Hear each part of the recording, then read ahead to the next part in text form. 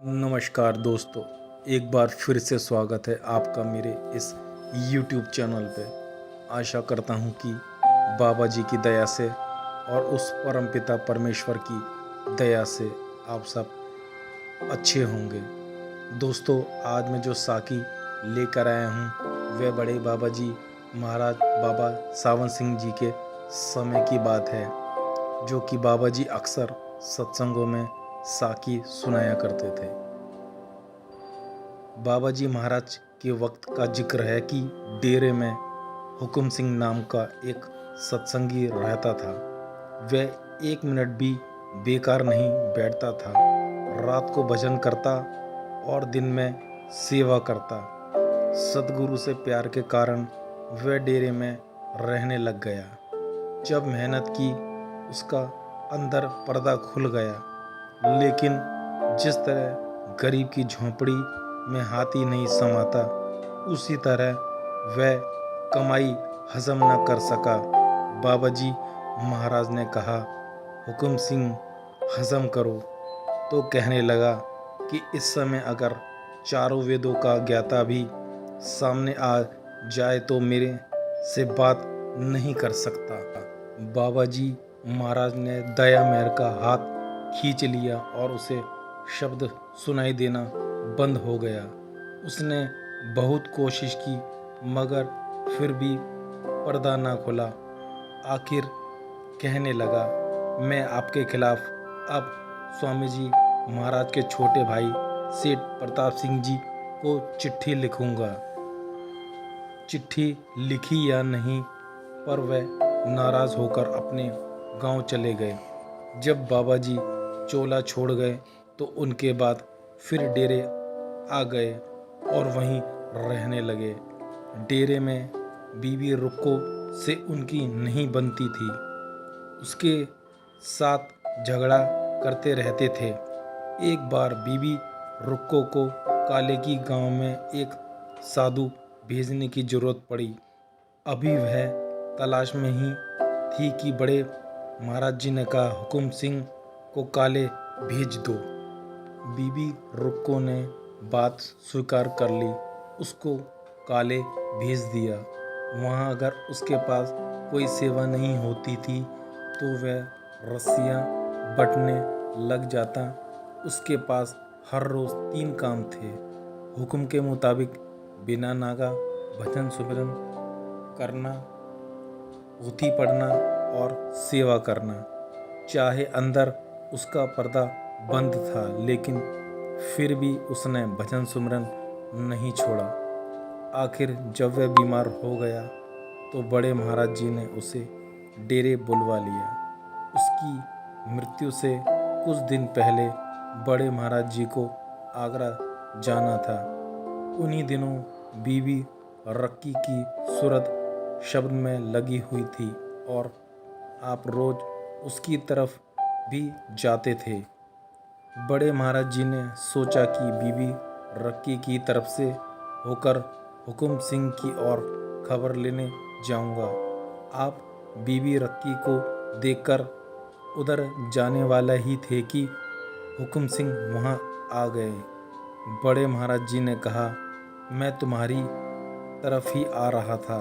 वह बोला, मैं एक मांग मांगने आया हूँ। बड़े महाराज जी ने कहा कि कहो। उसने कहा कि मुझे अपने चरणों में माथा टेक लेने दो। बड़े महाराज जी ने कहा कि वह माथा टिकाना पसंद नहीं करते। इस पर उसने कहा, अगर यह आपका शरीर बाबा जयमल सिंह जी का है तो माथा टेक लेने दो, नहीं तो मैं नहीं टेकता। अब कोई प्रेमी शिष्य यह कह सकता है कि उसका शरीर सतगुरु का नहीं है। बड़े महाराज जी ने आखिरकार बाबा जी का ध्यान करके उससे कहा, अच्छा टेक लो। जब उसने चरणों पर माथा टेका, उसी वक्त कहने लगा, जो मेरी 16 वर्ष की कमाई बंद थी वह आज एकदम खुल गई है। मुझे वापस मिल गई है और मेरी संभाल हो गई है। सतगुरु आ गए हैं। सो मतलब तो यह है कि कमाई का अहंकार करके आदमी गिर जाता है और अंदर का रास्ता बंद हो जाता है। यही शीशे की आजमाइश का वक्त होता है।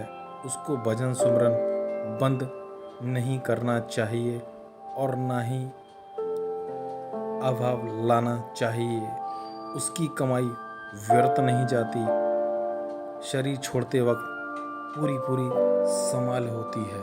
दोस्तों, बाबा जी अपने सत्संग में अक्सर समझाते हैं कि हमें उस मालिक की रज़ा में ही रहना चाहिए। ऐसी ही एक साखी और आती है जो कि बाबा सावन सिंह जी के समय की ही एक साखी है, जो कि बाबा जी अक्सर सत्संगों में फरमाते थे। बाबू ब्रिजलाल पोटोहार के रहने वाले एक सत्संगी थे। बड़े महाराज जी को नंबर 8 माउंटेन बैटरी पर मिले थे। वे क्लर्क थे। एक बार लंबी छुट्टी पर जब वे अपने परिवार सहित वहाँ गए हुए थे तो बीमार हो गए। जब मौत आई तो पास बैठे सब घर वालों ने कहा कि अब सब बाहर जाओ ताकि सतगुरु आ जाएं। जब सब बाहर हो गए तो सतगुरु आ गए। इतने में एक डॉक्टर आया। घर वालों को बाहर देखकर बोला कि अंदर चलो, ब्रिजलाल को देखो। अब वह तो अपने ध्यान में मगन था। बिना बताए डॉक्टर ने शराब और अंडे से बनी हुई दवाई उसके मुंह में डाल दी। उसने पूछा कि यह क्या पिलाया है? डॉक्टर ने कहा कि दवाई है। उसने कहा कि तुमने बहुत बड़ा पाप किया है। सतगुरु आए थे लेकिन अब वे ये कहकर चले गए कि 4 दिन और तड़प ले, फिर तुझे ले जाएंगे, क्योंकि तेरे मुंह में शराब और अंडे डाले गए हैं। वह 4 दिन तड़पता रहा। आखिरकार अपनी पत्नी से बोला कि तू मेरी अर्धांगिनी है, मेरी आखिरी सेवा कर ले, फिर मौका नहीं मिलेगा। उसने पूछा, क्या ब्रिजलाल ने कहा कि दरवाजे पर बैठ जा, जब तक मेरी जान न निकल जाए, उठना नहीं और किसी को अंदर नहीं आने देना। पत्नी ने ऐसा ही किया। सो कर्मों का हिसाब चुकाने बिना छुटकारा नहीं होता। अगर भूल से जहर खा लिया जाए तो भी उसके असर से नहीं बचा जा सकता। ऐसी घटनाएं होती रहती हैं कि अंत समय अभ्यासी पूरे होश में चोला छोड़ते हैं। तो दोस्तों, आशा करता हूँ कि बड़े बाबा जी महाराज की आपको साखियाँ अच्छी लगी होंगी। दोस्तों, मैं इस लायक नहीं कि इन साखियों को विस्तृत रूप में आपको बता सकूं। दोस्तों, मैंने जो भी कुछ सीखा है या किताबों में पढ़ा है वे आपके साथ साझा किया है। दोस्तों, अगर यह साखी आपको अच्छी लगे तो ज़्यादा से ज़्यादा इसे शेयर करना और आपके प्यार भरे कमेंट्स का एक बार फिर से स्वागत है। तो दोस्तों, जल्दी ही मिलते हैं एक नई साखी के साथ। जब तक आप अपना और अपने परिवार का ध्यान रखिए। आप सबको प्यार भरी राधा स्वामी जी।